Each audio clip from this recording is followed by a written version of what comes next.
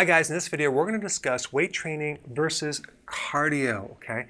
I've had some questions recently, which one should I do? Well, let's just kind of discuss that. Now, whether you're doing weight training or you're doing training without weights, but you're using your full body like push-ups, pull-ups, sit-ups, squats, things like that, there's two things going on. With weight training and using your own body weight, you're using more of the body muscles, but not as much as the heart. Cardio is about working the heart, okay?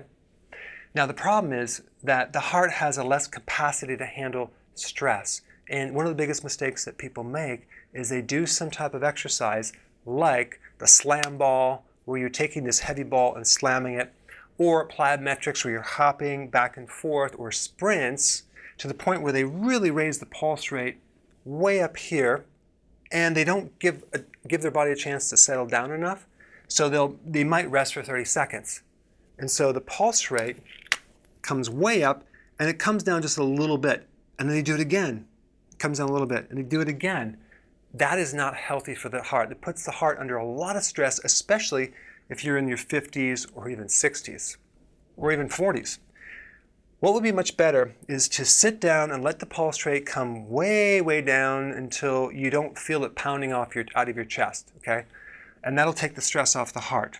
And maybe do more workouts that exercise a lot of the muscles, but not necessarily focus on the heart at first, and then gradually work into it. But anytime you're doing the heart type cardio, you want to spike the pulse rate, but you want a lot more rest in between, okay?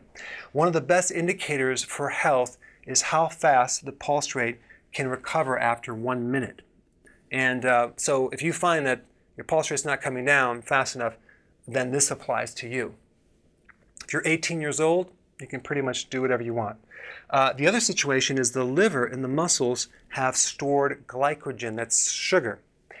And what happens is when you work out, you deplete the sugar and you can feel dizzy or weak from that. So the sensation of, overworking the heart is pretty much the same symptoms as when you deplete the glycogen.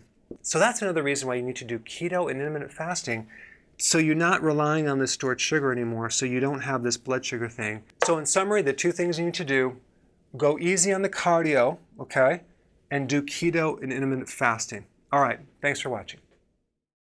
Hey, thank you so much for watching. Keep spreading the word and share this video.